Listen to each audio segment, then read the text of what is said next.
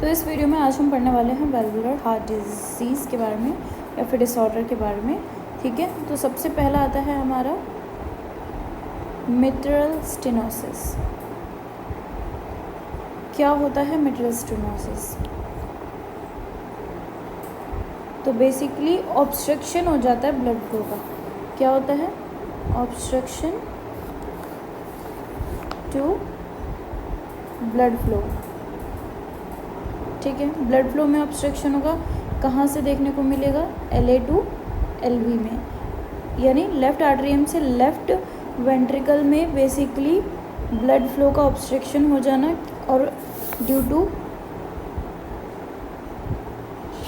Narrowing of valve, क्योंकि valve क्या हो जाते हैं? नैरो हो जाते हैं, इस वजह से ब्लड फ्लो क्या हो जाता है?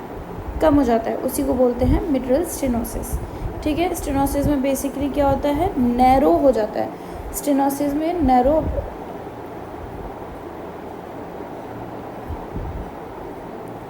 बेसिकली स्टेनोसिस का मतलब क्या होता है? नैरोइंग ऑफ वेल्व होता है। ठीक है, और नेक्स्ट बात करते हैं हम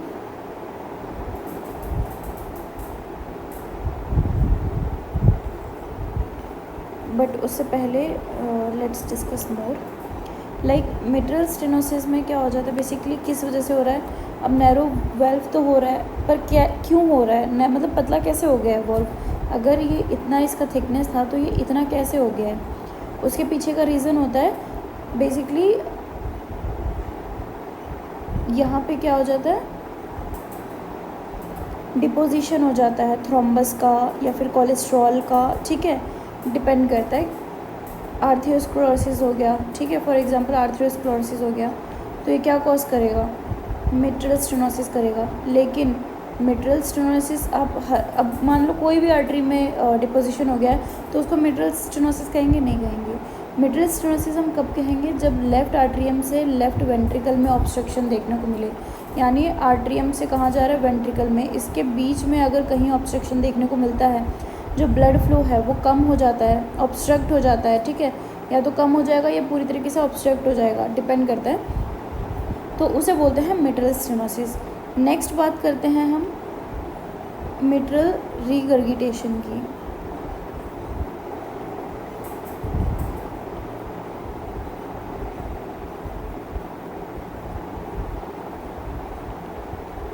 अब मिट्रल रीगर्गिटेशन की बात करें तो मिट्रल रीगर्गिटेशन में क्या होता है? बैक फ्लो देखने को मिलेगा आपको। ठीक है, तो बेसिकली क्या देखने को मिल रहा है? Back flow. जो ब्लड है अगर उसका डायरेक्शन इधर जाने का है तो आपको वो क्या देखने को मिलेगा? इस डायरेक्शन में देखने को मिलेगा, यानी कि बैक फ्लो हो रहा है। जिधर से आ रहा है वो उधर ही वापस से जा रहा है। ठीक है, तो back flow of blood from left ventricle to left atrium. अब मिट्रल स्टेनोसिस हमने कब बोला? क्योंकि लेफ्ट एट्रियम से जब लेफ्ट वेंट्रिकल की बात थी। अब लेफ्ट वेंट्रिकल से लेफ्ट आर्ट्रियम में अगर ब्लड का फ्लो किस तरफ होना चाहिए? लेफ्ट आर्ट्रियम से वेंट्रिकल की तरफ होना चाहिए। लेकिन अगर आपको ब्लड फ्लो आर्ट्रियम में वापस जाता हुआ दिखे, वेंट्रिकल से आर्ट्रियम में जाता हुआ दिखे, तो उसे हम बोलेंगे रीगर्गिटेशन। ठीक है, रीगर्गिटेशन का मतलब में समझ में आ गया, चाहे वो मिट्रल हो या फिर चाहे वो आर्टिक हो। अगर जो ब्लड का फ्लो का जो डायरेक्शन है आर्ट्रियम टू वेंट्रिकल है तो वो आर्ट्रियम टू वेंट्रिकल ही रहना चाहिए। अगर मान लो किसी बैक जो ब्लड का फ्लो है वो कम हो रहा है क्योंकि वहाँ पे ऑब्स्ट्रक्शन हो गया है आर्टरी में, तो हम उसे बोल देंगे स्टेनोसिस। लेकिन अगर आपको आर्ट्रियम वेंट्रिकल से आर्ट्रियम की तरफ आते हुए दिख रहा है ब्लड, तो हम उस कंडीशन को बोलेंगे मिट्रल रीगर्गिटेशन। यानी जाना तो उसे वेंट्रिकल की तरफ चाहिए था, लेकिन वो वेंट्रिकल से वापस किधर आ रहा है? आर्टरी में आ रहा है, वो हो जाएगा हमारा रीगर्गिटेशन। अब अगर हम मिट्रल रीगर्गिटेशन की बात करें तो ब्लड फ्लो कहाँ से देखने को मिलेगा? Left ventricle to left atrium देखने को मिलेगा।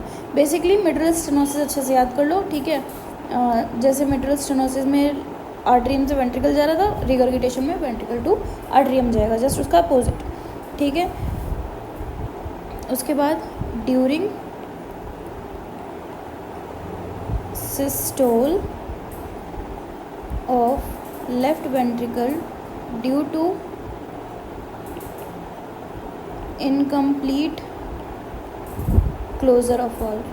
तो ऐसा क्यों हो रहा है? क्योंकि जो वॉल्व है वो क्लोज ही नहीं हो रहे हैं, इम्प्रॉपर क्लोजिंग देखने को मिल रही है। ठीक है, ये जो वाल्व थे इनके बीच में क्या हो जा रहा है, गैप देखने को मिल रहा है, जिसकी वजह से लेफ़्ट वेंट्रिकल से लेफ़्ट आर्टरियम में वापस से ब्लड फ्लो आपको देखने को मिलेगा, है ना। तो अगर ये पूरी तरीके से वाल्व क्लोज हो जाएंगे तो बैक फ्लो देखने को नहीं मिलेगा, बिकॉज इस गैप की वजह से जो ब्लड फ्लो है वो वापस वेंट्रिकल से कहाँ जा रहा है, आर्टरियम में जा रहा है। तो इसे बोलेंगे मिट्रल रिगर्गिटेशन। आई होप आपको मिट्रल स्टेनोसिस और मिट्रल रिगर्गिटेशन में डिफरेंस पता चल गया होगा। कंफ्यूज होने वाली बात नहीं है कि किस में नर्विंग होता है और किस में बैक फ्लो होता है। ठीक है, सेम ऐसे ही टर्म आपको अगर आयोटिक स्टेनोसिस और आयोटिक रिगर्गिटेशन है। स्टेनोसिस का मतलब ऑब्स्ट्रक्शन होता है। ठीक है, स्टेनोसिस का मतलब क्या है, ऑब्स्ट्रक्शन हो रहा है, जिसकी वजह से क्या हो रहा है, नैरोइंग हो रहा है। तो स्टेनोसिस में क्या आपको देखने को मिलेगा, नैरोइंग ऑफ वेल्व। तो अगर वाल्व जो है उसमें ऑब्स्ट्रक्शन होगा और जिसकी वजह से क्या हो जाएगा, नैरो हो जाएगा। तो स्टेनोसिस का मतलब क्या होता है, नैरोइंग होता है। और उसकी अगर हम बात करें रिगर्गिटेशन की, तो रिगर्गिटेशन का मतलब क्या होता है, रिगर्गिटेशन का मतलब होता है बैक फ्लो ऑफ ब्लड। ठीक है, जहाँ से आ रहा था वापस उधर ही भेज दिया गया उसे, तो वो होगा हमारा रिगर्गिटेशन। स्टेनोसिस हो रहा था ऑब्स्ट्रक्शन की वजह से, रिगर्गिटेशन हो रहा है किसकी वजह से,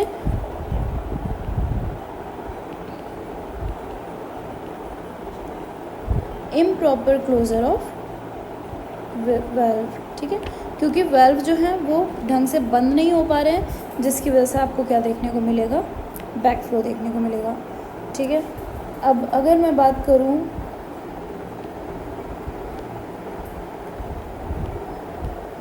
चेंज द कलर। ओके, अगर मैं बात करूं एर्टिक स्टेनोसिस की, स्टेनोसिस का मतलब हमें पता चल गया। अब आयोटिक स्टेनोसिस में क्या देखने को मिलेगा, ऑब्स्ट्रक्शन देखने को मिलेगा। ठीक है, obstruction to blood flow from, कहाँ से कहाँ आपको मतलब देखने को मिलेगा, बेसिकली जो ऑब्स्ट्रक्शन देखने को मिलेगा आपको वो होगा लेफ्ट वेंट्रिकल टू आयोर्टा। ठीक है, due to narrowing of valve. तो यहाँ पे जो ब्लड फ्लो है कहाँ से जा रहा है, वेंट्रिकल से आयोर्टा में जा रहा है। लेकिन अब जो इसका ब्लड का जो फ्लो है वो ऑब्स्ट्रक्ट होने की वजह से नैरो हो चुका है वाल्व, और जिसकी वजह से जो ब्लड का फ्लो है वो ऑब्स्ट्रक्ट हो गया है। ठीक है, ब्लड नैरो हो गया, ब्लड वेसल्स क्या हो चुके हैं, नैरो हो चुके हैं, जिसकी वजह से आपको क्या देखने को मिलेगा, ऑब्स्ट्रक्शन देखने को मिलेगा। ठीक है, जो ब्लड का फ्लो है वो उतने अच्छे से नहीं हो पाएगा। और अगर हम बात करें आयोटिक रिगर्गिटेशन की, सेम टर्म है, बस आपको ये याद रखना है कि ब्लड का फ्लो किस तरफ है।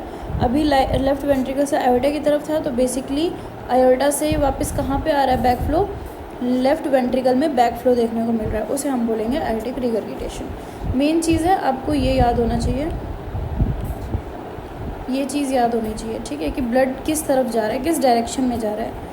मिट्रल में कहाँ जा रहा था, मिट्रल में जा रहा था हमारा लेफ़्ट आर्टरियम टू वेंट्रिकल्स, और आयोटिक में कहाँ जाता है, left ventricle to aorta. So I hope आपको ये टर्म्स समझ में आई होंगी, स्टेनोसिस और रिगर्गिटेशन। अगर उसके बाद भी कोई डाउट रहता है तो you can ask freely and comment your doubt in the comment section. ठीक है, उसके बाद एक लास्ट टर्म है, क्योंकि ये दोनों मिलती जुलती थी इसलिए इनको पहले ही बता दिया। एक लास्ट टर्म है, उसको भी मैं बता देती हूँ, और उसका नाम है मिट्रल वेल्व प्रोलैप्स।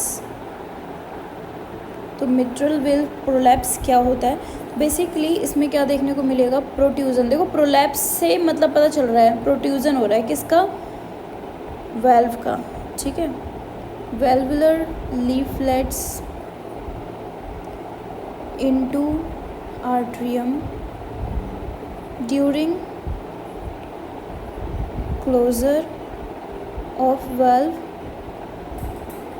ठीक है, कंडीशन ऑफ प्रोलैप्स रिगर्गिटेशन। तो देखो इस मिट्रल वाल्व प्रोलैप्स में क्या होता है, बेसिकली जो वाल्व है, जो वेल्वुलर लीफलेट है वो प्रोलैप्स हो जाता है कहाँ पे, आर्ट्रियम में, ठीक है, during the closure of valve, यानी कि जो वाल्व थी उसको इस तरीके से बंद होना था बट वो क्या हो जाएगा, इस तरीके से प्रोलैप्स हो जाता है, किस में, आर्ट्रियम में। ये क्या है, आर्ट्रियम है। तो इसे बोलेंगे मिट्रल वाल्व प्रोलैप्स। और बेसिकली इसमें प्रोलैप्स रिगर्गिटेशन भी देखने को मिलेगा क्योंकि ये पूरी तरीके से क्लोज नहीं हुआ है और साथ में कहाँ पे प्रोट्रूड हो चुका है, आर्ट्रियम के अंदर हो चुका है, तो आपको बैक फ्लो ऑफ ब्लड भी देखने को मिलेगा, ठीक है।